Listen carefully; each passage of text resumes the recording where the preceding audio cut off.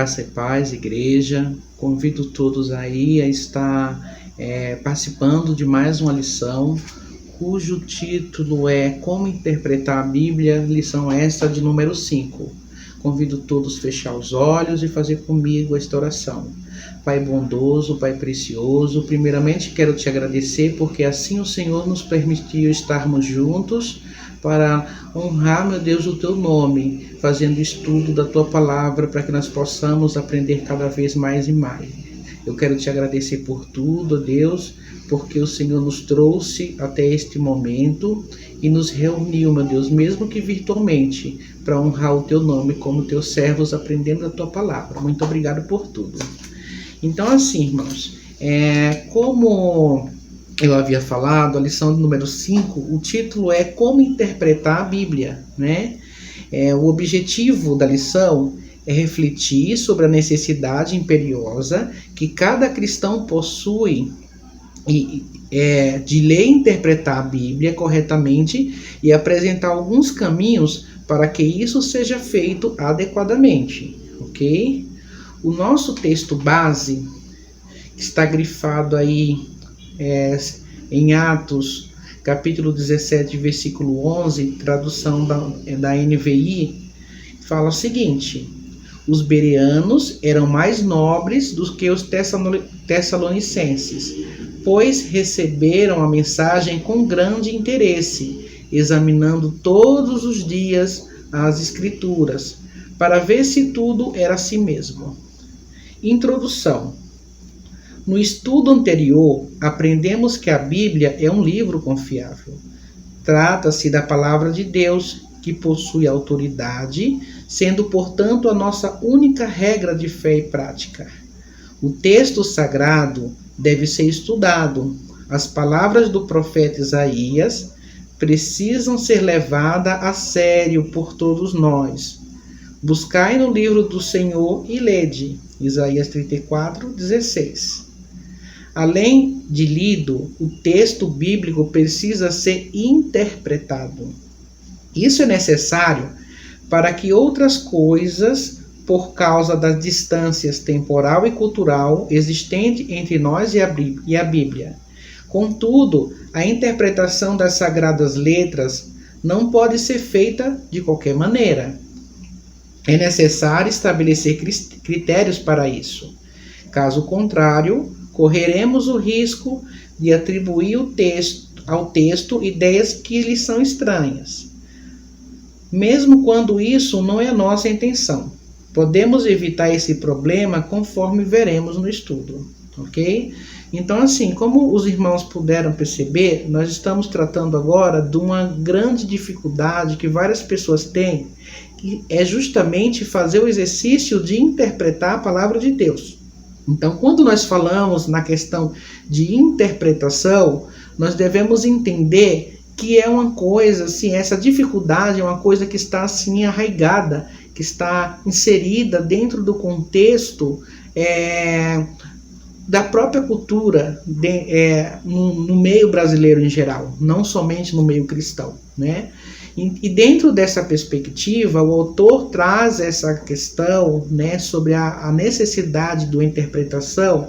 Então, quando eu falo interpretar, eu tenho que pensar naturalmente que não é simplesmente ler o texto e entender de uma forma rasa o texto, mas eu ler e compreender o que o texto está tentando me passar, né? O que é que está sendo tentado, quem escreveu com qual objetivo, qual seria a utilidade, para quem esse texto foi escrito. Então são perguntas que nós devemos fazer quando nós nos deparamos com qualquer exercício de interpretação de texto. E isso se torna muito mais necessário quando nós falamos e nos referimos à palavra do Senhor, né? Então, o ponto fundamental deste estudo, que nos leva a essa necessidade, é o cuidado que nós devemos ter com o surgimento das heresias, né? E o autor, ele é muito enfático, né? Quando ele começa a falar que muitas das vezes essas heresias elas são criadas sem maldade, né? São criadas por equívocos. Então, o nosso objetivo aqui hoje não é simplesmente falar das heresias intencionais, né? Daquilo que é criado por alguém, por alguma pessoa, mas dessa heresia que ela pode acontecer e ser criada por qualquer um de nós quando não fazemos uma leitura adequada, uma interpretação adequada dentro do texto sagrado, né? Então, dentro dessa perspectiva, nós temos aí a citação de 2 Pedro, capítulo 3, versículo 16, quando Pedro ele se refere às cartas de Paulo e às múltiplas interpretações que as pessoas têm, interpretações erradas, equivocadas, justamente diante dessa falta de compreensão ou dessa falta de cuidado que a pessoa tem para conseguir fazer uma interpretação adequada do texto e o contexto qual o texto ele foi escrito. Então, dentro disso aí, né, eles colocam, o autor, na verdade, ele cria agora uma necessidade de tentar observar o que alguns céticos eles acabam falando a respeito disso, né? Então, uma dessas vertentes que nós temos que ter muito cuidado é a respeito da ideia que não devemos interpretar a Bíblia literalmente, né? Muitos acreditam que não se tem nenhuma interpretação literal para a Bíblia, que a Bíblia torna-se um livro onde esse livro, Deus ele fala, mas não de uma forma literal, de uma forma superficial, né? Ou como se a Bíblia toda ela simplesmente tratasse de parábolas, de comparações feitas para que nós venhamos aplicar a algum contexto nosso. Mas o cuidado que nós devemos ter a respeito dessa análise, né, a respeito dessa indagação é muito grande, né, porque justamente muitos começam a colocar a Bíblia como se fosse uma literatura qualquer, uma coletânea de lendas, né. Nós sabemos que boa parte da história ela é contada através dos relatos orais, principalmente antes da criação da escrita. E isso é passado de uma geração para outra. Então eles começam agora a dizer, né, que a Bíblia, mesmo com a existência, né, da formulação de um código escrito, que a Bíblia também seguiria esse mesmo processo, né, de um que vai contando para outro. Seria, na visão de muitos, aquela questão do telefone sem fio, né, até chegar a uma situação que foi criada, que foi inventada. Então nós temos que ter muito cuidado, né? Porque essas pessoas elas criam essa visão sobre a Bíblia, essa visão literária e superficial, e por muitas vezes eles traçam até teorias, argumentos que aos nossos ouvidos parecem até ser plausíveis, né? No sentido de ter uma consolidação dentro da sua justificativa. Então, a partir do momento que o cristão ele não aprende a criar uma investigação sólida para consolidar aquilo que ele acredita, ele passa naturalmente a viver segundo a tese de alguém. Alguém vai lá, cria uma teoria, uma tese, e dentro disso, né, muitas vezes nós acabamos sendo levados por esses ventos por não ter de alguma maneira, né, uma investigação, um estudo pessoal, uma experiência pessoal nossa com a palavra de Deus. Então, muitas vezes, nós temos ouvido falar da palavra de Deus, mas nós não fazemos uma investigação a ponto de entender que Deus ele fala diretamente conosco, e a partir do momento que nós nos colocamos à disposição da palavra de Deus, nós passamos a viver por ela, nós devemos ter a responsabilidade de investigá-la. Outra coisa também, né, que o autor ele coloca a respeito dessa, diante, né, como resposta possível para essa indagação, para essa crítica que muitas pessoas acabam fazendo, dizendo, não, a Bíblia é um livro qualquer, uma literatura qualquer, inventada, criada, modificada. Então nós temos agora alguns questionamentos. Então todas as vezes que você vai investigar uma situação, você tem que levantar alguns questionamentos, né? Então, dentro dessa perspectiva, todas as vezes que eu vou pensar em interpretar um texto, eu preciso primeiro compreender o contexto em que aquilo foi escrito, eu preciso de alguma maneira entender para quem aquilo foi escrito e a mensagem que o autor, que quem produziu está tentando passar para mim. E após tudo isso, eu posso levantar algumas hipóteses que levam qualquer pessoa a criar um senso de investigação, né? Então, até aquela pessoa que vai até você tentar desqualificar a Bíblia, você pode levantar esses questionamentos e refletir à luz da palavra, né, junto com aquele que está criticando a palavra de Deus, né? Então, vamos lá. O autor, ele levanta as seguintes indagações.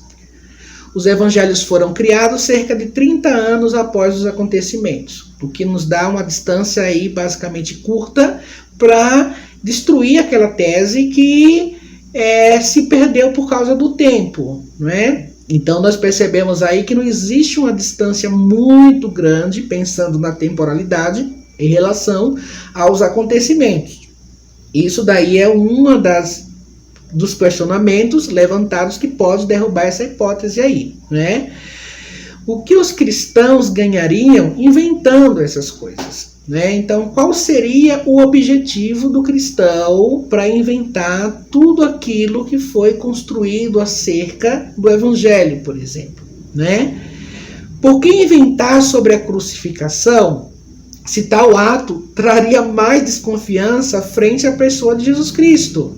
Então, por que eu vou inventar sobre a crucificação de Jesus Cristo? Porque os judeus, principalmente, se ser crucificado era ser a mesma coisa que um criminoso. Então, por que alguém iria simplesmente pegar o Filho de Deus e dizer, olha, ele foi morto como um criminoso? O que traria muito mais descrédito àquilo que está sendo afirmado, falado, propagado pelos próprios cristãos, né? Então não faria muito sentido falar de Jesus Cristo e associá-lo a aquele contexto relacionado a crime. Então nós temos aí mais um questionamento que acaba desmontando uma filosofia que a Bíblia ela é errônea. Por que inventar, né, que Jesus Cristo lá no Getsemane, ele simplesmente pediu, ele fala, Senhor, se possível for, afasta de mim esse cálice, né? Então imagina o judeu dizer, o próprio Filho de Deus fez essa oração, né? Então todos esses contextos que nos leva a indagações, nos leva a refletir, faz com que aquilo que nós acreditamos a respeito da Bíblia seja bem mais consolidado, ok? Então o autor, além de apresentar a situação que surge diante de muitas pessoas que acabam desacreditando da Bíblia, ele também lhe dá uma solução, lhe dá uma forma para que você possa de alguma maneira combater isso utilizando a boa pergunta, utilizando, né, a boa indagação. Porque a partir da investigação, você consegue interagir com o texto, você consegue investigar o texto, você consegue encontrar uma solução, ok? Então, um dos melhores exercícios para interpretar, para investigar, é questionar, tudo bem? É se perguntar.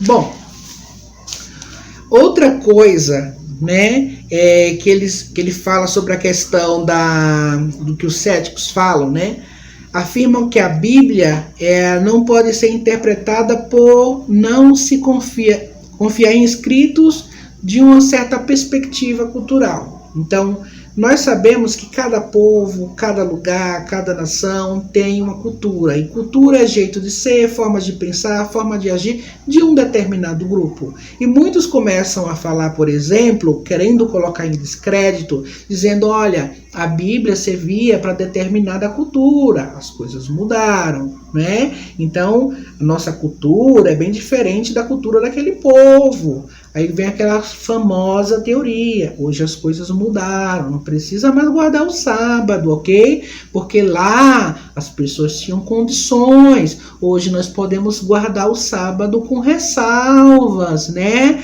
Então você não precisa ser assim tão áspero, pegar tanto ao pé da letra.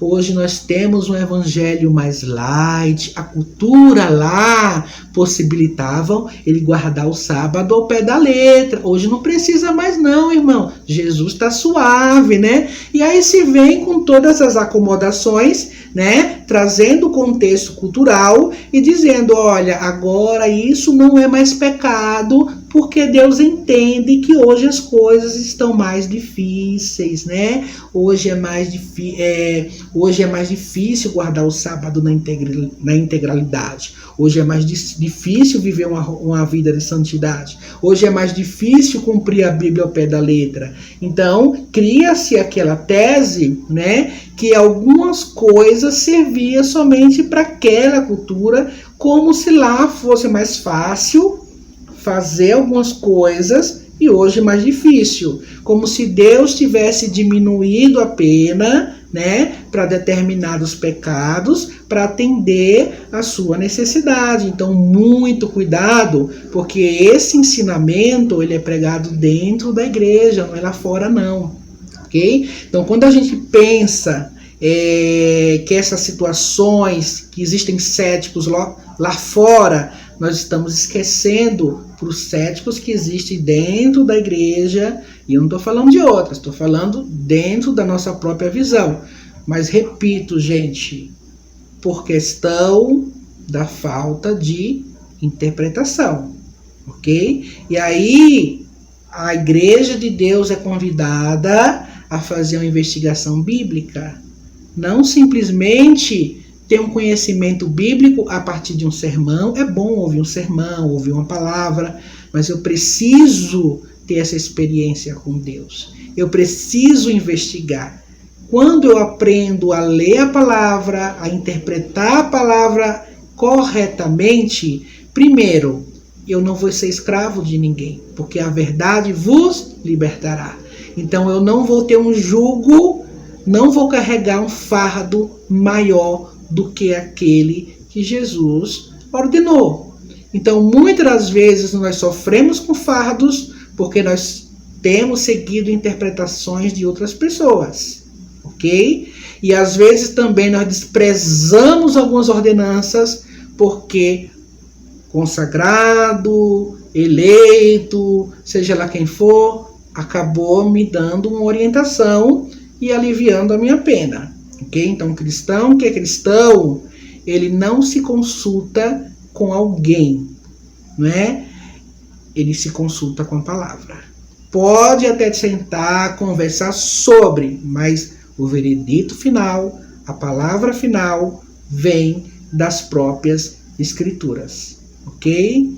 Então, eu sei que tudo isso causa um choque, mas quando o autor ele fala sobre esses céticos, né, que justamente critica a Bíblia pelos aspectos culturais, lá servia, naquela época era assim, hoje não serve mais, etc., né, ele nos dá uma solução também para resolver isso. E a solução é simplesmente interpretar o texto bíblico.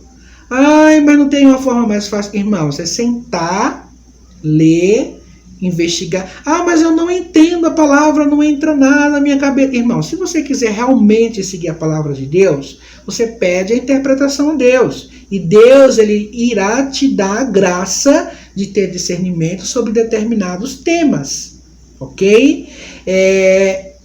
Os temas devem ser debatidos, né? Devem ser pensados coletivamente? Deve, ok? Mas a experiência que você tem que ser à luz da palavra. A palavra final não vai ser a palavra de um homem, de um ungido, de alguém. Vai ser a palavra pela palavra. Ok? Alguém pode lhe auxiliar na interpretação.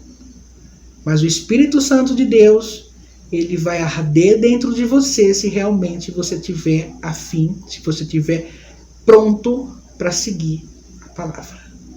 Ok?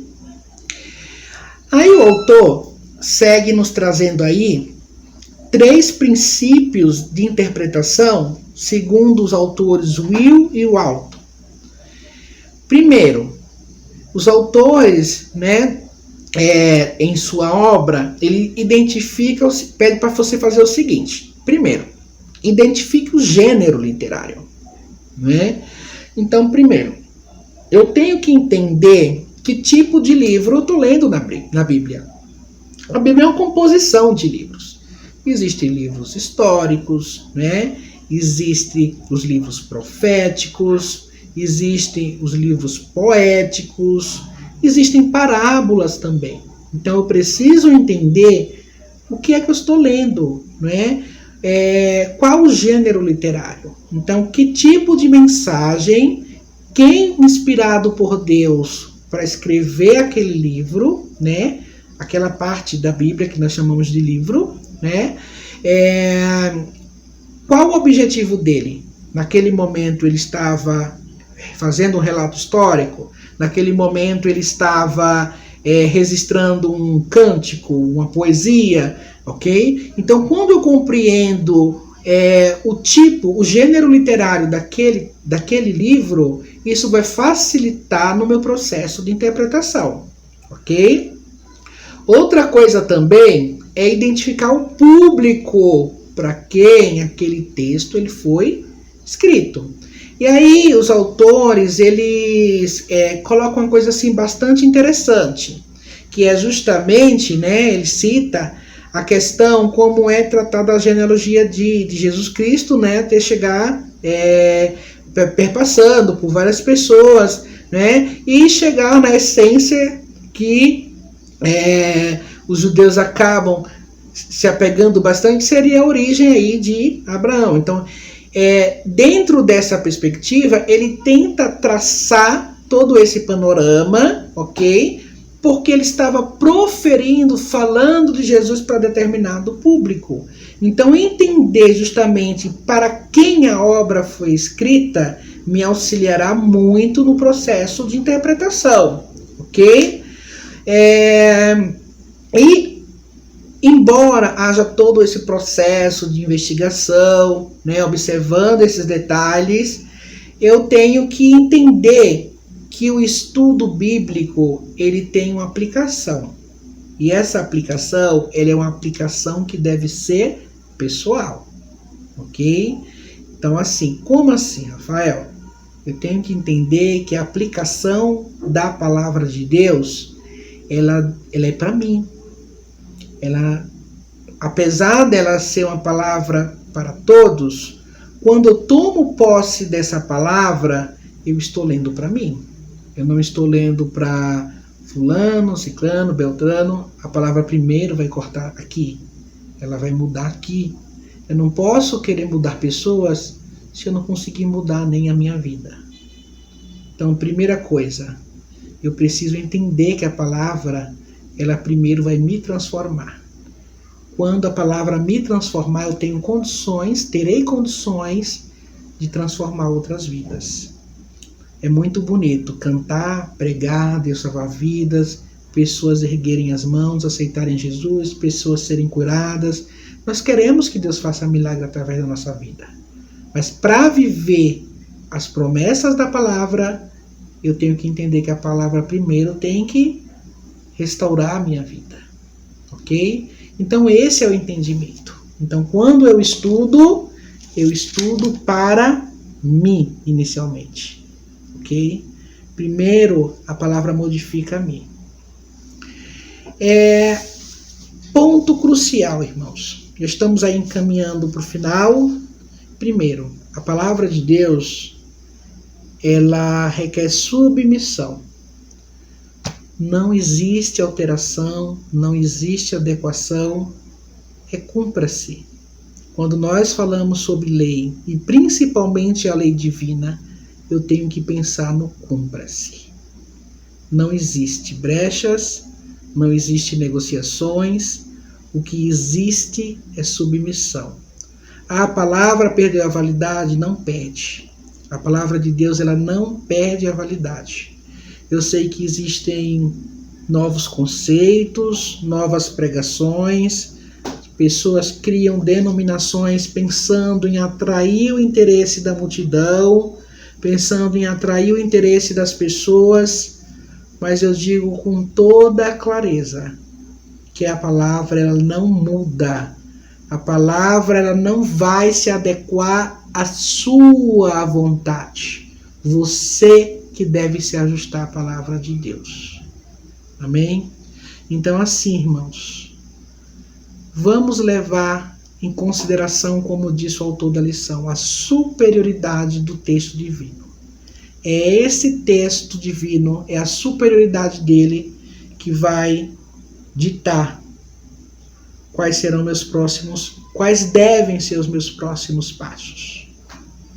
Se você realmente está disposto a ter uma vida segundo a vontade de Deus, você se colocará à disposição da palavra e fará uma investigação da palavra. Ok? Não espere nada pronto. Se você espera uma palavra pronta, sabe aquela mensagenzinha, aquele textozinho que você tira, aquele pedacinho isolado. Todo mundo gosta de uma caixinha de promessa, né? Sabe que a caixinha de promessa traz coisas boas, mas você precisa investigar o texto na íntegra. Não é simplesmente sair catando versículos isolados e dizer o Senhor falou comigo. Ok? Várias situações, pessoas foram lá, tiraram, lançaram a sorte no texto, né? E aí quando a palavra vem totalmente estranha, as pessoas ficam confusas, pessoas ficam até atribuladas por falta de sabedoria, né? Não ter um discernimento sobre a palavra. Muitos acabam simplesmente tirando coisas aleatoriamente, lendo, e aí não tem aquela interpretação sobre o texto, ficam atribulados porque Deus vai me punir, Deus vai me castigar, Deus isso, Deus aquilo, mas muitas das vezes a pessoa não tem o senso de investigação e discernimento, ok? Não que não possa fazer isso, né? Não que não possa tirar uma palavra, mas que você tenha interpretação de como agir, de como fazer. Okay? Então, fica aí, né, os principais tópicos dessa lição, né? E sabendo assim que o nosso principal objetivo é crescer na graça, no conhecimento. Eu vou ler aqui o desafio apologético. Fala o seguinte: chegamos ao final do estudo de hoje após analisarmos os equívocos, os princípios e o método de interpretação da Bíblia. Essa análise se faz necessária porque o estudo bíblico sem critérios é nocivo ao entendimento correto das verdades expressas nas Sagradas Letras. A mensagem do Criador é clara, mas o entendimento da criatura nem sempre é. Ok?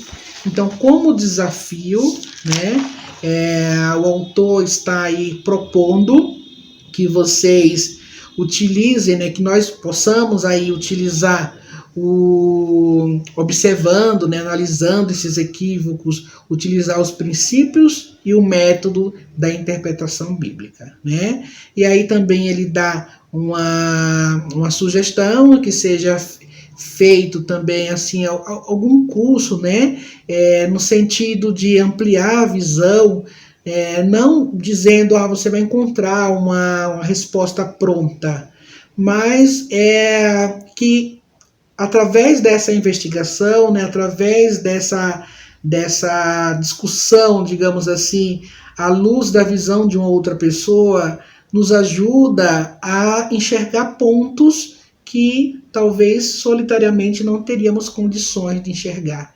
Isso é muito saudável, isso daí é muito bom quando você está apto a sentar, escutar o ponto de vista do outro, está apto também a perceber que você não é o dono da verdade, né? Porque muitas pessoas confundem defender a fé, defender a Bíblia com brigas, coisas que não levam a lugar algum, né? Mas pensar que o contexto de ouvir o outro, né, ouvir a interpretação do outro, se eu tenho realmente os pés no chão, me leva a crer que eu posso simplesmente consolidar aquilo que eu aprendi estudando a palavra de Deus. Consolidar ou me levar a chegar a um outro entendimento. Então, assim, eu agradeço muito a vocês terem ficado até o final da lição, que Deus possa abençoar, né? E que nós possamos aí a ter esse compromisso de investigar. Não é pecado, irmãos, não é pecado quando você questiona as coisas. Deus não gosta de cristãos simplesmente alheios àquilo que ouve, mas cristãos que são firmados, cristãos que questionam, que constroem, que sabem ouvir também, porque o maior dom dentro desse contexto para o aprendizado, né, é simplesmente, antes de tudo, saber ouvir, ok? Saber ouvir, mas investigar dentro da palavra a veracidade. Então, assim, um excelente estudo para vocês, né? Estamos aí à disposição para falar, para conversar, para investigar. Não temos respostas para todas as coisas, para todos os questionamentos, mas nós temos a palavra que nos dá a maior orientação, ok? Então, assim, que todos possam estar aí firmes, constantes e perseverantes.